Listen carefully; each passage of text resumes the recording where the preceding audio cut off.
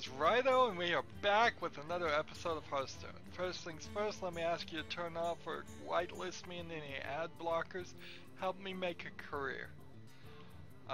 So we're on our second episode of this recording session. All we need to do now is play 20 or more minions that cost 5 or more and win one game. So it is looking like we should be able to. So what we need to do is look at all of our decks and see how many 5 or more we have. That one has, let's see, 3 plus 1 plus 2 is 6 for Warlock. I'm not a very late game player, so 7 for Shaman.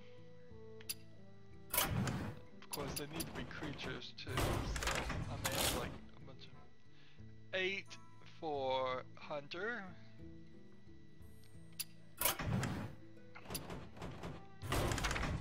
Not a very good late game player. 8 for Druid, so it's a tie between the Hunter and Druid at the moment. 7 for Priest, so it's still tied between Hunter and Druid. 6 for Rogue, so we're still tied between Hunter and Druid. I think we may stay tied between Hunter and Druid. 8, 9 for the Warrior. I think Warrior is gonna win it because I'm seeing 2 here, 1 here, 1 here, 2 here, here, here. This is not actually 1. So I think Warrior's winning. Now on Murlocs, we only have 1, and it's Kel'Thuzad. And on Mage, we only have 5. So in all of that, we are going to play as the Hunter again, which is kind of a shame because we've been playing a lot of the Hunter recently, and it's not like I'm intentionally doing it. Hunter it is. That makes a lot of sense that the Hunter would have the big late game characters as compared to any of my other guys who I like to play early game. Ideally, I'd want to win the game before the 5th turn, but that happens so rarely. Then it happens just so rarely. I should probably rethink all my decks and play more towards the late game. You asked I think for that it. might give me more wins if I just rethought everything. Now, is Mana Wraith going to help me with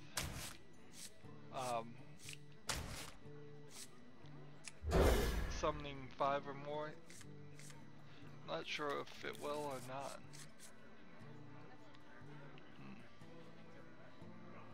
So the appropriate thing to play is, let's see. Really? It's Mana Wraith, isn't it? It's still Mana Wraith. I'd like to play something else, but it really is Mana Wraith.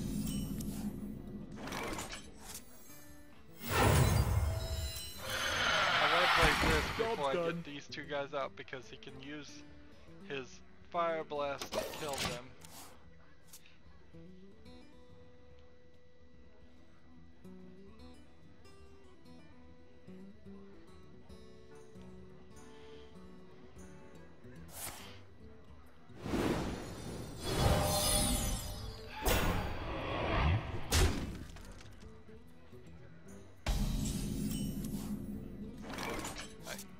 So I could either, let's go ahead and use our 2 to the face, attack that, call the turn. I want to start by playing this first, before I play these others.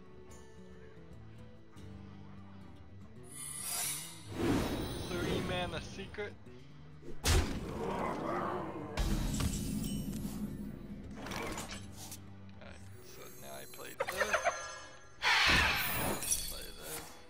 Job done. Image. I don't know if mirror image is really that much. May just use this to kill this, or may just use this to kill this.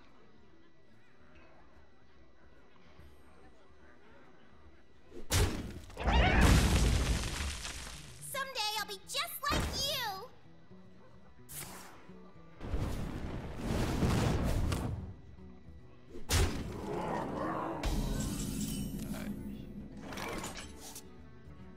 Okay, I have 4, so I can do this. I can do this. And I can do this. Let's go ahead and take this one out.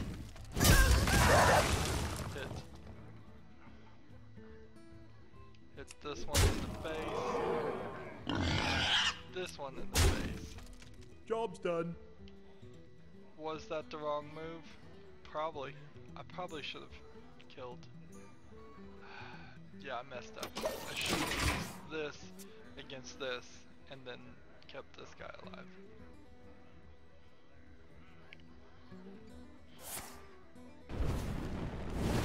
Made a mistake there.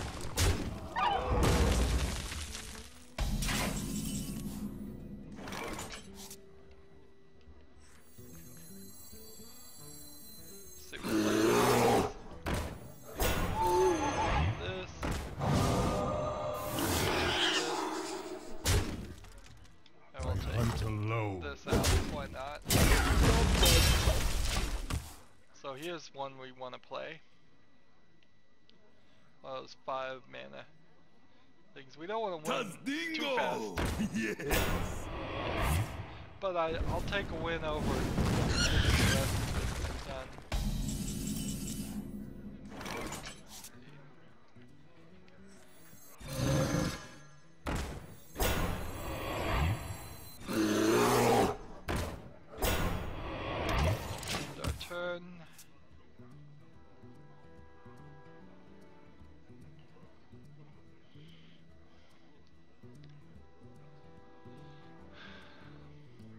I'm ready. I'm not ready.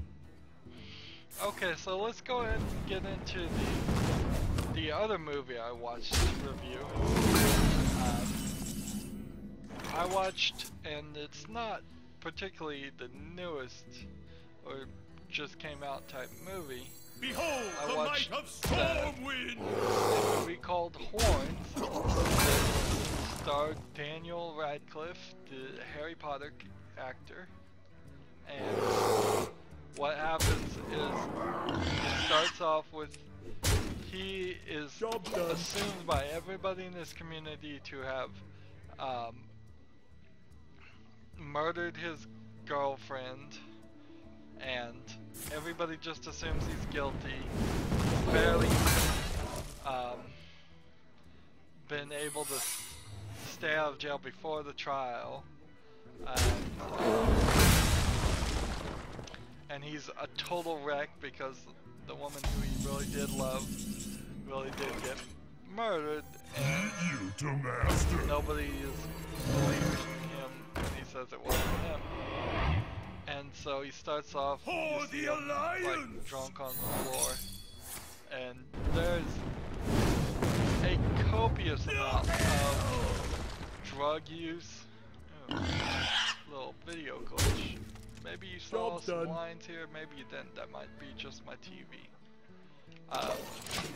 Yeah, copious amount of alcohol, copious amount of drug use. And I am a little split on the themes of this. This movie was weird in a lot of ways. You require my assistance. I'm not gonna say it's weird for probably a lot of reasons. Other people say it's weird. I'm gonna say it's weird because its mentality. It sometimes felt like it was a movie that was made by one of these Christian religious groups that tries to make this argument that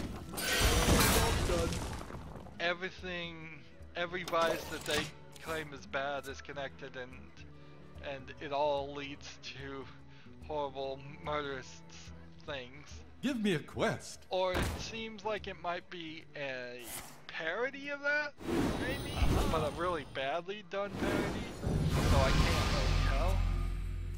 So, we'll get back to that topic anyways. So what happens in Horns is, I'm not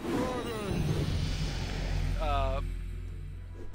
We see Daniel Radcliffe, the main character, start off by just showing his interaction with That's not a valid target.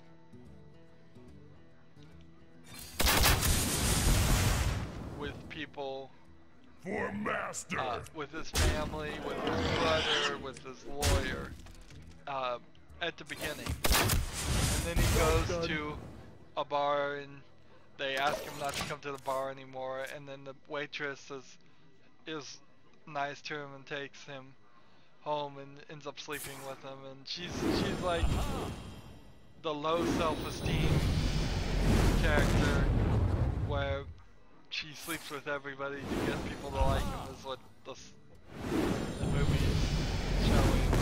Okay, I'm gonna lose. And this is no fair, not fair. I don't think this is fair at all. Oh, I won! Did I win? I won! I won! I can't believe I won! Wow. Not paying attention. I somehow the secret I planted and forgot about. I won. I can't believe that. That is really surprising. I'm surprising myself with my victories. That was such luck. So yeah, he goes and sleeps with her, and not a good idea. I think if you are accused of murdering your girlfriend, it is a terrible idea to go home with, sleep with, talk to, or do anything. Literally just lock yourself in your house, have somebody deliver food to you, don't drink alcohol, don't do anything that could in any way cause you more trouble, which you're already in a way too much trouble already. But then that would be a really boring movie too, so. And so he sleeps with her and he wakes up and all of a sudden he has these bumps on his forehead and they shoot out and they are like demonic, straight on devil horns, Baphomet. Is it Baphomet or Baphomet? I think it's Baphomet looking horns, ram horns, as they just slightly shooting out of his head, and they get longer later, and so he gets out of the bathroom, and then all of a sudden the woman he slept with, who he turns out to have been friends with since childhood, is acting very strange, and she goes, I want to eat that donut. Can I eat that donut? And he's like, sure, whatever. I don't care. And then she goes, I want to eat all these donuts. Can I eat all these donuts? And he goes, whatever. If you feel like it, I really don't care. And so people start asking for like a permission from him. And they're not super freaked out about the horns, which is really strange to begin with. So they're not freaked out about the horns. It turns out that they kind of just forget they're there as soon as they stop looking at them. And whenever people see the horns, they start the worst in them starts coming out, and they start asking for permission to do anything, to do things that they probably know they shouldn't do, really bad things.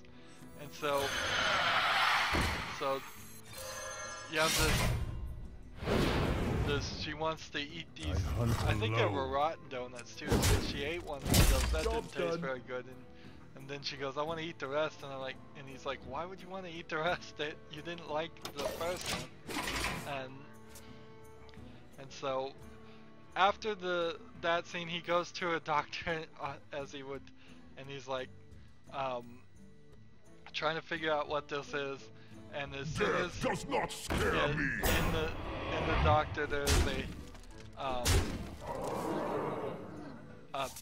as he's trying to figure out what's going on, there's this kid that's acting very loud and unruly, as they often can. And the mother leans over to him and she says, like, I want to sometimes just leave her here and run away and go and run away with my golf instructor who I'm having an affair with. And so she's confessing all these things, and she's saying, asking for permission from him to do that. And he's like, no, you shouldn't do that. And she says, sometimes I just want to like punch my kid in the face or something like that. No, you definitely shouldn't do that. And so in this point, I'd like to take a moment. At this point in the movie, something as a concept of a movie has been shown that is actually very interesting as a story to me, at least. What if you were given the power to be the unchallenged arbiter of good actions and bad actions? What if you could, if people literally would ask you if they should do something, and you had to decide, is this the right thing or is this the wrong thing? Not even good or bad, is this the right thing or wrong thing? So whenever anybody was around, you would ask, you would have to, you'd either could tell them to do something better if you knew something better, or they would ask you and give you what they're thinking about doing, and you'd have to decide if they should do it. Now this is, for the idea of a movie, would be really, really interesting to me, as just to see how far you would go, what kind of arbitrator, as it were, you would become. Let's see, let's summon at least another 5. Salam crush you for master.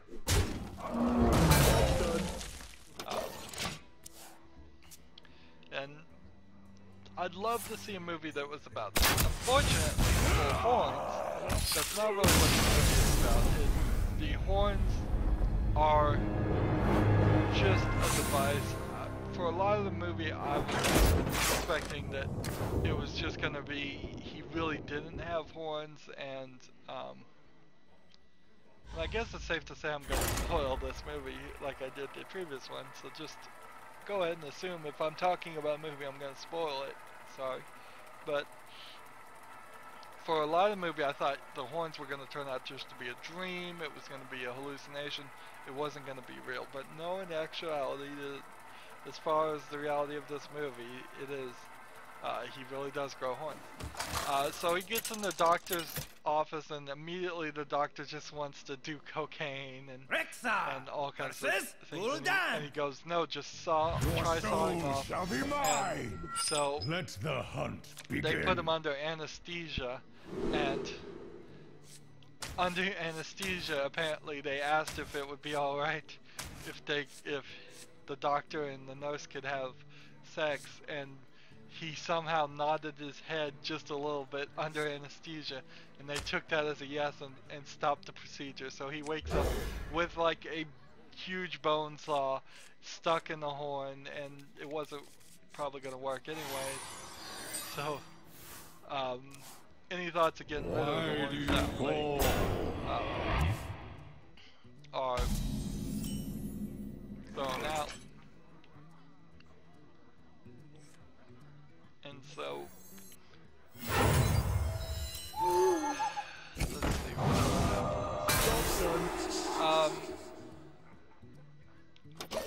he goes to see, I don't remember the order, but he goes to see his parents, and his mom says she just doesn't want him to even be his son. His father says that he had done something to suppress evidence and try to help his son get away with murder, because he didn't believe him either.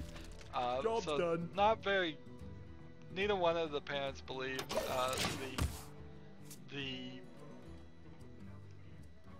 the lawyer does believe him, and for a strange reason, the lawyer doesn't see the horns. And so he just assumes that this is good people don't see the horns, only bad people. Now, here's that's another point that goes to say that this feels like it's one of these Christian movies, which I've seen a lot of these Christian movies that are just so heavy-handed, so silly in a lot of ways, where everybody in the movie is bad except for the one Christian, so there'll be 100 bad people and one good person in the movie's opinion, and it's just craziness, really. So he gets harassed by the police, and the police are like friends that grew up with him. Oh, now I remember why I don't remember the order. The reason I don't remember the order is when he went in under anesthesia to have the bones sawed off, the horns sawed off. The movie goes into a flashback that is pretty long. I'd say at least 10 to 20 minutes of flashback. So that we have kid actors playing the characters, and was shown how he first meets the woman who was killed. It was shown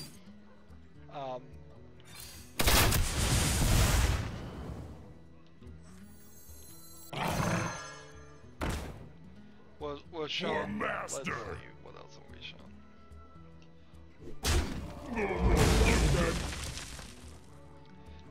That he was hanging out with his lawyer, was his friend, his brother was one of the woman he slept with from the bar was hanging out with them. So it's a real small town. They were all hanging out. And handle it!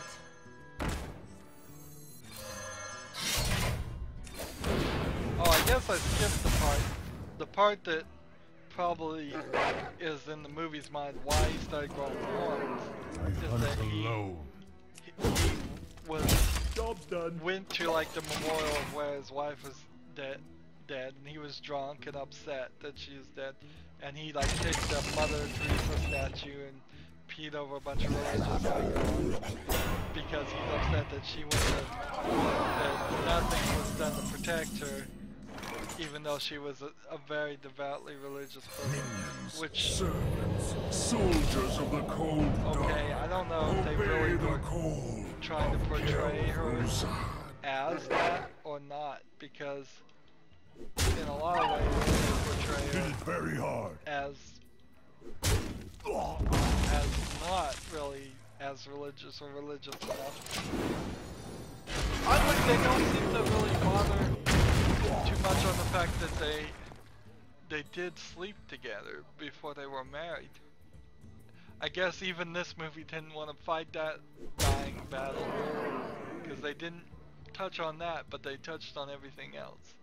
So, anyways, to get back to what it was, he was under anesthesia. He's having a flashback.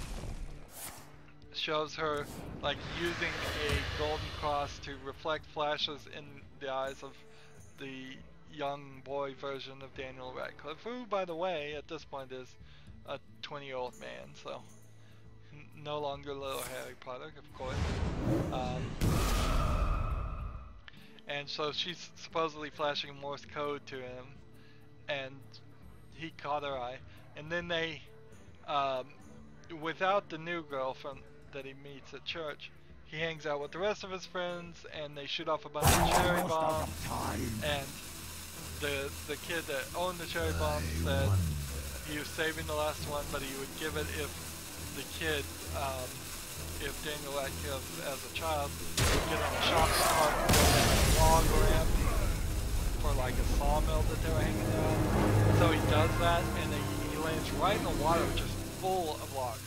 So I don't know what in the world they were thinking, because even if you did, for the most part, successfully ride the shopping cart down the log ramp, but it's right into water full of just back-to-back logs. So you're going to immediately hit your head on that, and then you're going to be under the water and unable to get out from under those logs.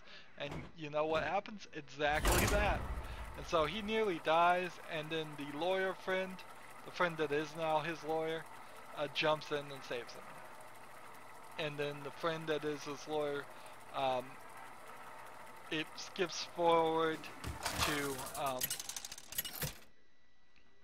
to a later time, a few weeks later, where Anduin. The light so shall bring Daniel victory. Radcliffe got the last Let the cherry hunt bomb, begin. and they didn't shoot it off right then and there, of course, because he nearly died. But Daniel Radcliffe gets the broken necklace. He finds that girl's necklace broken in the church, and he takes it to his lawyer friend Liam, who fixes it for him. And then he trades the last cherry bomb for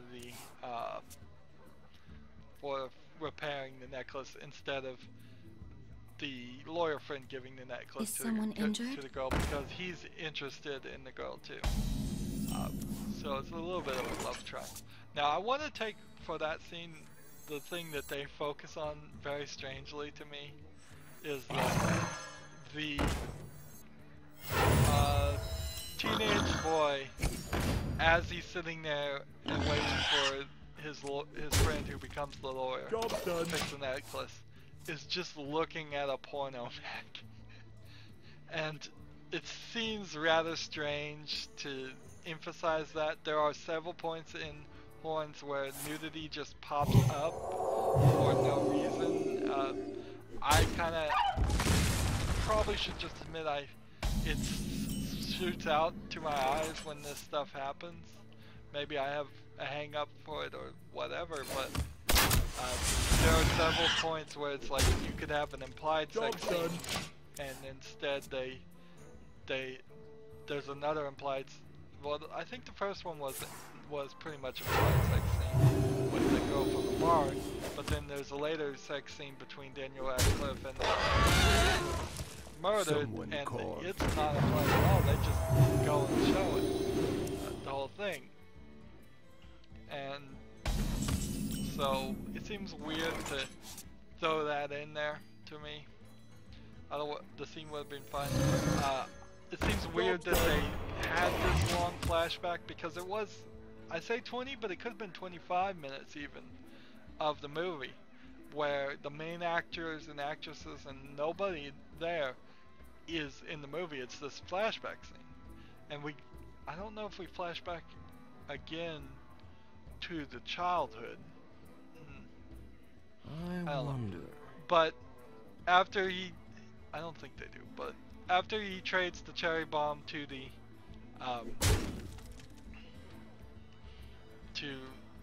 kid who fixed the kid who's gonna be the lawyer, the kid who gets the cherry bomb, his friend, blows off 2 of his fingers with the cherry bomb. And, I mean, want to talk about just immediate consequences, although that is realistic. It is very realistic if you're playing with explosive substances that you would accidentally blow off fingers. So it's realistic. It just seems a little heavy-handed. So now Daniel Radcliffe's kid, as a kid, feels sorry, and he's really upset that he feels like it's his fault that his friend is blown off things because he didn't belong to him. And to a certain extent, that if you give somebody a weapon and they hurt themselves with it, you are somewhat responsible. But I would say it's 99% the person's actions fault and 1% everyone else's fault. Job done. My estimate on blame there. So you finally get out of that flashback. You get back to time. Daniel Radcliffe, as an adult with the horn, starts running around and investigating the, I don't know if I'm really reviewing this movie or just downright telling you. I think I'm downright telling you everything happens. He starts investigating this to find out if anybody knows who really killed his girlfriend, who was going to be his wife. He was planning on proposing, but she was mean to him and broke up with him the night she died, which is more evidence in everyone's mind that it was him that killed him.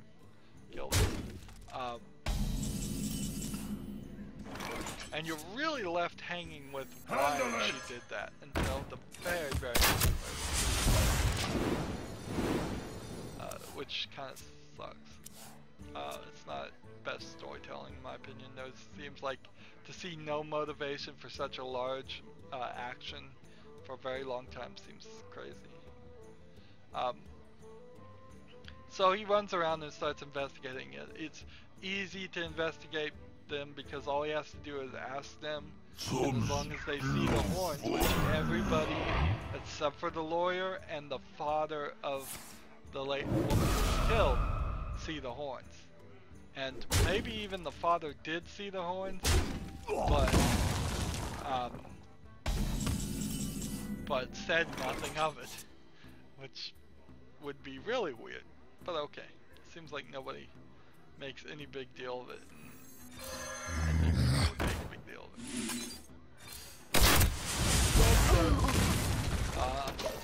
I'm trying to get the big ticket items, so I need not die before I summon these two creatures.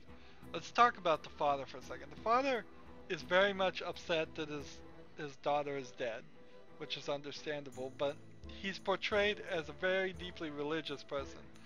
But then he is the one that is 100% fueling the flames of this city's hate for Daniel Radcliffe. He is 100% blaming him, saying he knows he did it when he doesn't know he did it. He's not at all beginning to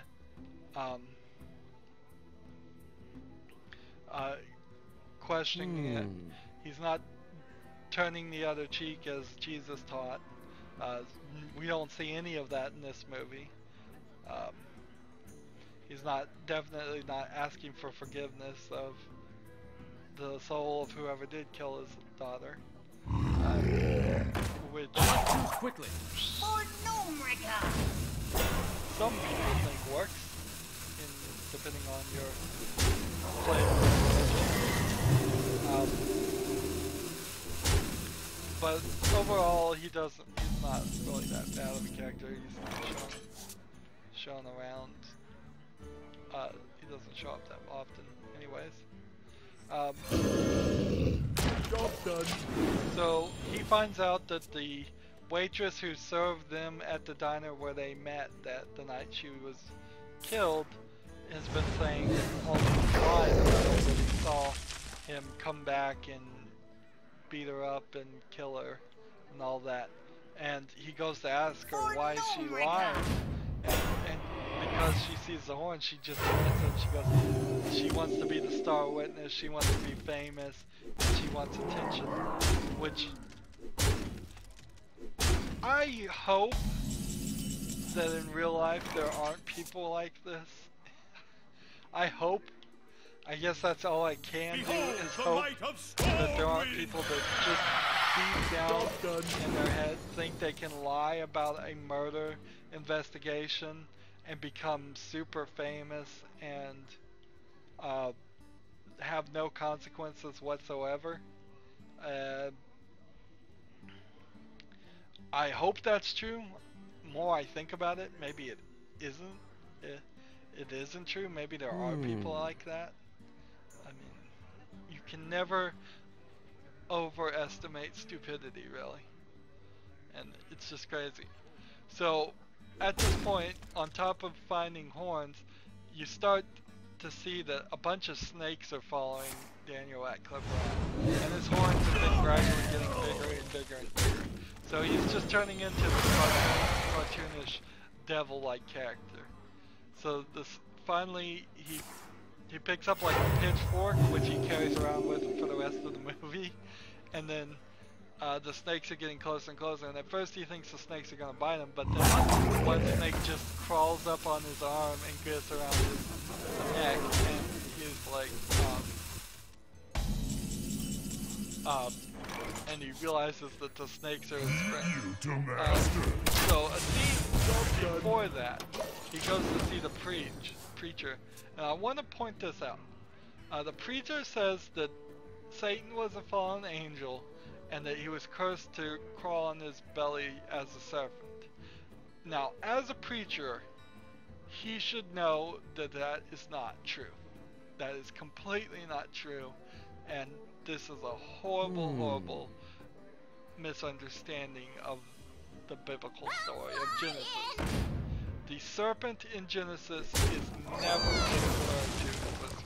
It is not until several more books in the Bible that Lucifer, Satan, who get conflicted as one character and are thought to be one character by most, but then they are also conflicted with the serpent. In no way, in no translation, in no story, is the devil. It doesn't make sense because much later in the books, the devil talks as a man to God on friendly terms. So anyone playing a preacher saying incorrect religious things is, I guess, a bit of a pet peeve to me. And so Daniel Radcliffe asks what he can do about the horns to the preacher, and the preacher goes, "I have some rope in this shed, you could hang yourself or I could kill you." And I'm like, really? This is what the preacher's gonna say? He can't work with him, he can't pray with him, he can't console him, tell him confession is good for the soul. That's what they're Catholic. That's what Catholics always say, is confession is required and good for the soul. And this preacher apparently doesn't know any of that, and that's just silliness. But I mean, the horns are supposedly making the worst come out of everybody, so I guess it made the worst come out of the preacher. So where were we? So he finds the snakes. Is someone injured? To get back to where I was at. The scenes are all out of order in my head, and they really don't matter. The order too much. He finds out the snakes are his friends, and because of that, he uses the snakes to attack the waitress who's telling the lies. Now, when I first started seeing the beginning of this scene, I thought, he's just gonna murder her. And I don't think it's particularly a fair response or punishment if you are going to be the person who hands out punishment, that you murder someone for bearing false witness. Which they never say that phrase. I'll give them points for that. But instead he just bites her, has the snake bite her, and mess up her face so she won't be pretty enough to achieve her goals. But you know what he really doesn't do? He doesn't tell any of the people to go to the police and confess to what they say.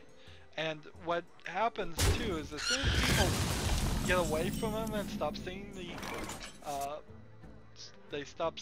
the horns, they forget everything that happened.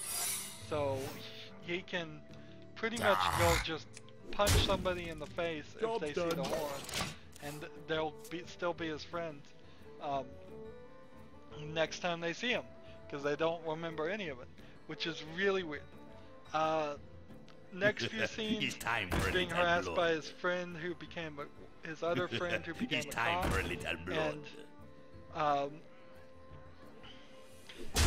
I thought this was pretty funny, is that his friend who was a cop and his co-worker that they're teamed up with and working are just blatantly hiding their homosexuality for each other. And so I thought this was pretty funny, is because as soon as they start seeing the horns, apparently in the movies, and I don't really agree with this, in the movies' mind, homosexuality is bringing out the worst in people. So, as soon as they see the horns, these two guys who have probably been hiding it and deeply repressing it, all of a sudden become very much in love with each other, want to do in, which the movie uses really unromantic terms about how they would express their love for each other in homophobic terms, basically. I think I levels, really. But I thought the idea was very funny that all of a sudden they see the horns and then they express themselves and start falling in start expressing their true feelings. And in a later scene, he just tells them, how about instead of you two following me everywhere, why don't you two just make out? And he's like, have fun, boys. And I thought that was sweet. Sometimes he uses the horns and he thinks he's doing the right thing. I don't know if he's always doing the right thing. I must consider. But that gets to the next part. He goes to his brother, who's in his musician's club, and talks to his brother, and his brother starts confessing that he actually picked up the girl from the... I don't have enough mana. After... and was driving her home after the Daniel Radcliffe last saw her, and he didn't tell the police any of this because he was trying to protect himself and being selfish. And his brother's a huge druggie and really selfish, and shown to be self-absorbed in the whole movie. So the story, he confesses that he drives her home and she freaks out for some reason. My shield for Argon! But she wanted to walk home in the rain, so she gets out of his car, and then he just sits in the car and is waiting for her, but he does a bunch of drugs and passes out drinking alcohol and doing drugs in the car. And when he wakes up, he sees a bloody rock in the chair next to him, and he's got blood on his shirt, and he goes through the forest and finds her dead body. And he doesn't tell any of this until he goes and throws the bloody rock in the shirt in the river and hides it. Job's done. Let me tell you, kids, this is how you get put in jail for the rest of your life for murder, even if you didn't murder. You have to fight your any instincts to flee. Immediately call the police and immediately involve them. I am not a huge fan of the police most times, but if there's been a murder, you're either going to, you have two options. You What you want? throw yourself on the mercy of the system to actually find a murder, or you are going to have to run for the rest of your life, and frankly, that's not going to work. Any country you can get to is either going to be a million times worse than being put in jail, or it's going to extradite you right back to prison, to the United States. Well played. So, your choice is either you go run to North Korea and get thrown in jail there, almost certainly as a spy, or you call police, tell them everything, hope for a manslaughter. If you got drunk, if you were high, that's a manslaughter charge. You cooperate, you take a plea, you get, maybe a few years in jail and a lot of probation if you're really lucky. It's not going to be life. Sometimes you have to make the worst choices. The way to really avoid that, we're going to just keep on going. I think I've done more than 5 games, but we're going to keep on going. the way to really avoid all this, of course, is just don't do drugs, don't drink, don't ever have any condition that might cause you to black out.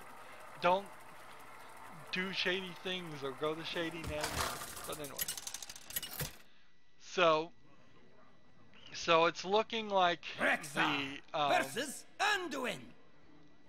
it's looking like the older brother murdered. Let the hunt begin. I don't know really what the reason was that he did. If there really was any reason besides he was just high.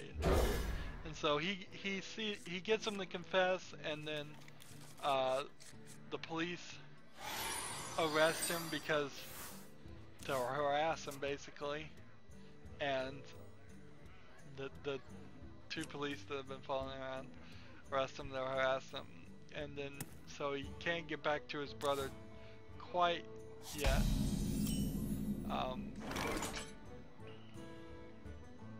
I don't have enough mana. His lawyer friend bails him out again. Job done. And then he gets back, so then he gets back to the brother's house where he's doing more drugs. He's cocaine and marijuana and pills and like LSD. I think one of those was probably an LSD tablet. I'm not an expert on drugs in any sense. But so somehow the story seems to put this as he tells his brother to eat all those drugs, but he's going to live. And somehow, I guess, if he tells somebody to live, they will live. And it's made out like he's doing this on purpose so he never wants to do drugs again.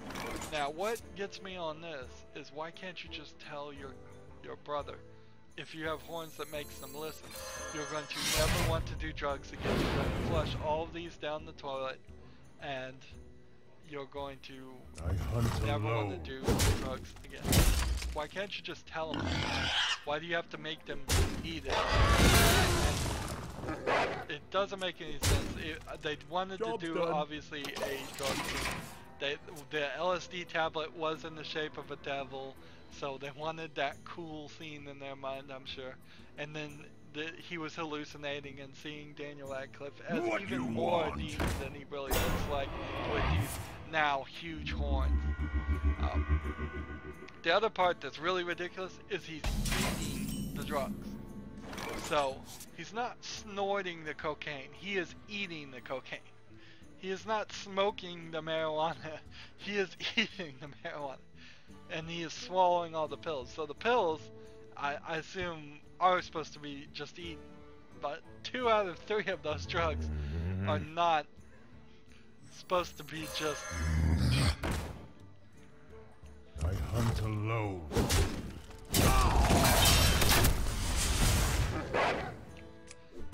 So it's very silly. And why would you do that to your brother or anybody? Why would you tell them to eat the drugs if you're trying to make them like be a better person and confess? And he doesn't tell him to go to the police and confess everything he knows. So the solution in 2 cases where he's really using his powers has been right there. All you have to do is tell him, go to the police and admit the truth. And nobody wants to do it, which is often a problem in movies. It's a real big problem in movies, where people, all the trouble in the movie could be solved by just telling them. But I hunt alone. anyways, Job done. maybe some other stuff happened in the middle, it doesn't really matter. Eventually, it becomes obvious to Daniel Radcliffe, as it was sort of obvious, hinted at least a couple times in the movie, that it is actually his lawyer that murdered the girlfriend. He has been secretly in love and crazily in love, and they have another flashback, not as kids, but as the just of earlier times. triangle has really been going on, and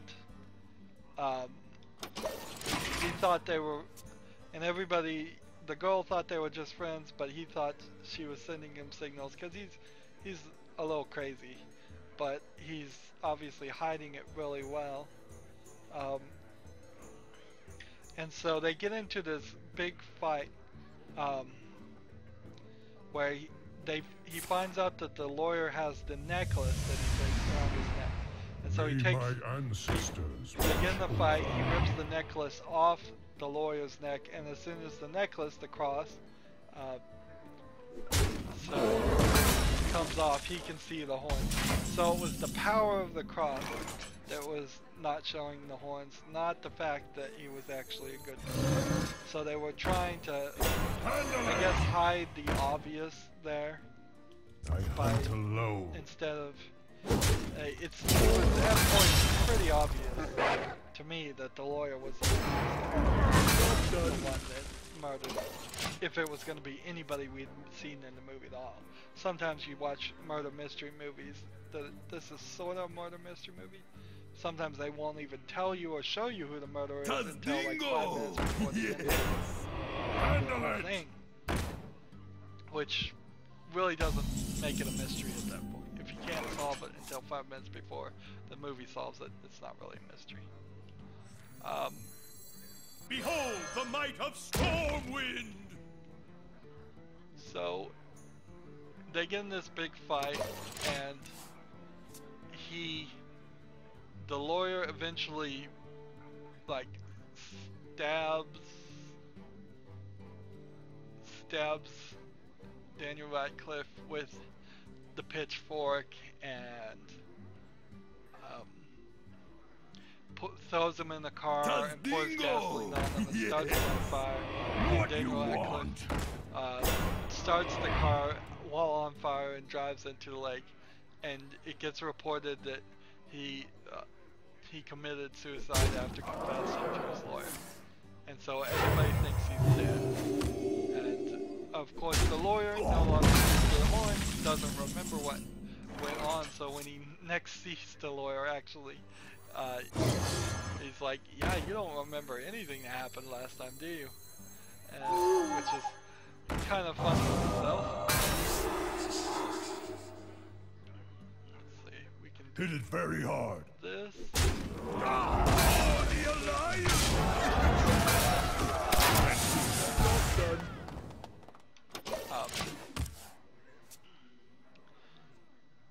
So engaging he TC asked 130 the into lawyer to go with dislocator. a walk from him, and he gets Don't mess with his brother decides that he's gonna go help, and the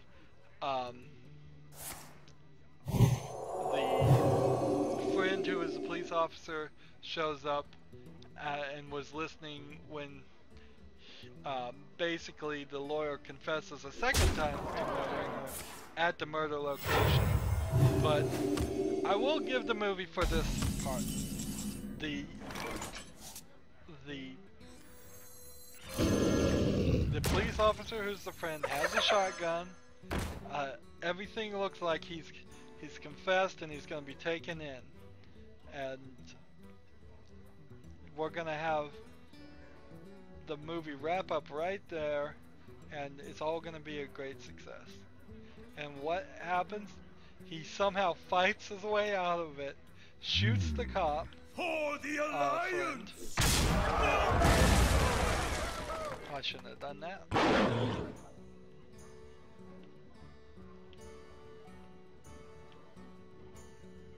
Guess I'll have to do Hit it very hard. Job's done.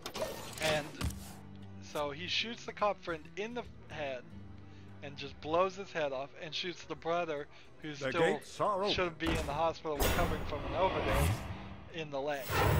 And so now, I guess it's important to point out at this point that Daniel Radcliffe has put on the cross of the girl he's in love with, and that has taken the horns away. So the horns have gone away. He looks just like Daniel Radcliffe again with nothing special. Well, he looks like Daniel Radcliffe. I wouldn't say nothing special, but okay. But so the horns are gone. So he's got him to confess legitimately, and instead of doing the wrong thing because of the horns or doing the wrong thing because he does the lawyer does the wrong thing just because he's downright crazy evil. And I always prefer crazy, which is my own personal opinion, but alright. So he's free of the horns, which have for this whole movie been really a blessing. They've helped him to find out who the murderer is. He hasn't used them to the greatest effects, but whatever. And so it's this big fight scene where he's about to get shot, so he has to take the cross off. And this is the really crazy part. He takes the cross off, and instead of growing horns again, he immediately grows angel wings, flies up, and then the angel wings burn, and he falls down, and then he grows gigantic, much larger horns than we've ever seen, and starts to basically be living lava, just burning molten lava of ash and such. And so he looks full-on demonish now, and he's fighting the guy, and the guy is still putting up probably far too good a fight for this, and he gets stabbed in the stomach with a pitchfork. I think maybe that was the first time he was stabbed. Maybe he wasn't stabbed in the previous fight. Handle it! He's still getting hurt and in this fight. Eventually snakes show up and they start attacking the lawyer guy. They wrap him around him and bind him, and then the guy has, like, I think the lawyer guy's stabbed in the stomach too. So maybe everybody was stabbed in the stomach at some point. And so, like, one snake goes in his stomach and then out through his spine, which I don't know. Real snakes don't have the piercing ability to just go through somebody and then through all their organs and then pierce right out in a few seconds. You'd have to do some biting, some chewing, do all that. And then the snake goes from his back around to his front and then down his throat again. Now, at this point, I am thinking maybe this is some kind of demonic ploy that the serpent demons, who I refuse to say are Satan because they aren't, maybe they go into the mouth of really, really evil people and take over their bodies. And I thought, oh, so that body is going to step up and it's going to be a demon and it's going to say, thank you for helping me have this body, and as such, I'll help you, or we've been helping you by giving you the horns and allowing you to avenge your fall in love. But none of that happens. So I need to wrap this up. We've got the mighty done good. So what happens after that is Daniel Radcliffe dies too, and then I guess he goes up to heaven. And then the big reveal that happened before this, because I can't keep the story in the right order, is that the reason why she was mean and trying to drive him away was because she has cancer and she was going to die, and she didn't want him to marry her and then just be miserable and really sad that she had cancer, which is silly. You're never guaranteed how long anybody's gonna live. So if somebody has cancer, marry them. What does it matter? What does it matter? It doesn't matter one bit. Financially speaking alone, it's a good idea. But whatever. And so she really did love him all along, and she was just being mean just try and spare his feelings in some strange way. So that's Horns. It's weird in that you're gonna just have the whole thing be he's a demon, but not really touch upon that very much. At the end, they say the horns were a blessing. Throughout the whole movie, the horns were a blessing. There were some concepts we've covered where you could make a much more interesting movie instead of this murder mystery movie that was pretty predictable and didn't really have anything. And then it has that strange kind of like preaching to you sentiment to it, where it's like everybody is bad, everybody is evil, and we're using this movie to say that, which I don't ascribe or agree to any of that. But yeah, Horns, what a strange movie. I would love to see if you take the Horns aspects out, but somebody with the ability where to be the authority for what people should do. So it was just an entire movie. People would ask him what they think he should do. They would listen, and he would have to take on the burden of the consequences of what happens or not. But it would have to be pretty subtle. It shouldn't be as heavy-handed as, oh, you traded a cherry bomb and it blew off the person's fingers. That's pretty heavy-handed. Anyways, that's Horns, and that's our recording session. I don't think we need to make a third episode, and it's not like we're gonna have enough gold. I don't think we'll have enough gold. I don't think we're gonna reach this 3,500 in, let's see, it's about 2 weeks in my time before Black Rock Mountain is supposed to come out, if it comes out April 1st. I'm still kind of hoping it's an April Fool's Day joke. I could see having 1,600 if it's half off for if you buy everything together. Maybe I'll have 1,600, but I don't think I'm gonna have the 3,500 in gold. So that kind of sucks, but maybe we will have enough. But grinding for 10 more gold and grinding is not gonna happen. It's time to wrap up. It's way past time to wrap up.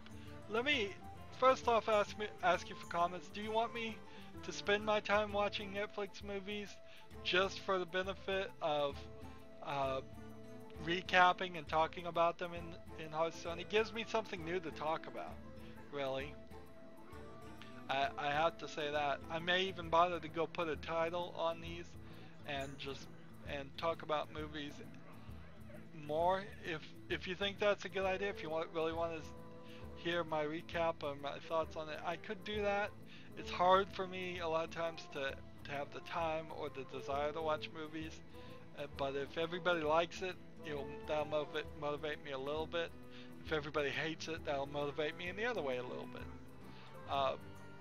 So leave some comments there, but also I'd ask you to like this video, share this video, subscribe to my channel, and watch every second of my videos, because all that also helps me out with YouTube. If you want to support me through fan funding, click on my name, Rydo. That takes you to my main YouTube page. On the right is a blue button that says support this channel. Any amount you donate will be greatly appreciated. If you want to follow me on Twitter or Google+, or friend me on Steam, or friend me here on battle.net so that we can play each other, all that information is down below in the description. Thank you for watching. It's been a long one, but thanks for watching. Thanks for listening. Should you watch Horns or not? Beware of the nudity. Beware of heavy-handed morality. But if it sounds interesting, I'd say watch it. Sure. Anyways, thanks for watching. Have a good evening.